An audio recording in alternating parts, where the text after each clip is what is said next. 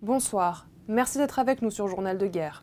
Au 49e jour de la guerre entre le Hamas et Israël, voici ce qu'il fallait retenir de la journée à 7h30, heure de Beyrouth.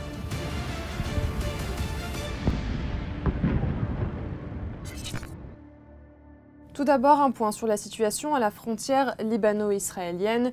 Le Liban Sud connaît un calme relatif depuis l'entrée en vigueur à 7h ce matin de la trêve entre Israël et le Hamas. Un grand nombre de citoyens qui avaient fui la région en raison des attaques israéliennes se sont précipités dans leur village pour inspecter leurs propriétés.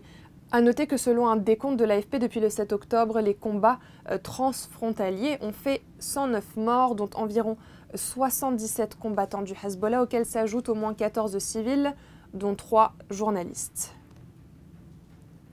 Depuis le début de la guerre à 19h30 heure de Beyrouth, le bilan humain se présente comme suit. Plus de 1200 morts israéliens officiellement recensés selon les données publiées par le ministère des Affaires étrangères israélien et plus de 14 000 Palestiniens tués du côté de Gaza selon le ministère de la Santé à Gaza.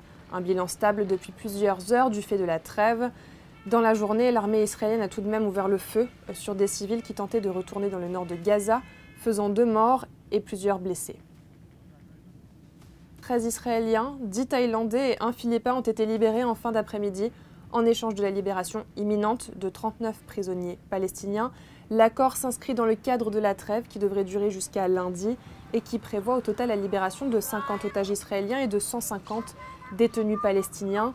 Le ministre des Affaires étrangères israélien a néanmoins déclaré qu'ils reprendront la guerre dès la fin de la trêve jusqu'à l'élimination du Hamas et la libération des otages. Au niveau international, Londres a annoncé doubler son aide humanitaire et appelé au plein respect de l'accord entre Israël et le Hamas. Le président égyptien Sisi a quant à lui réclamé durant la journée la reconnaissance de l'État de Palestine.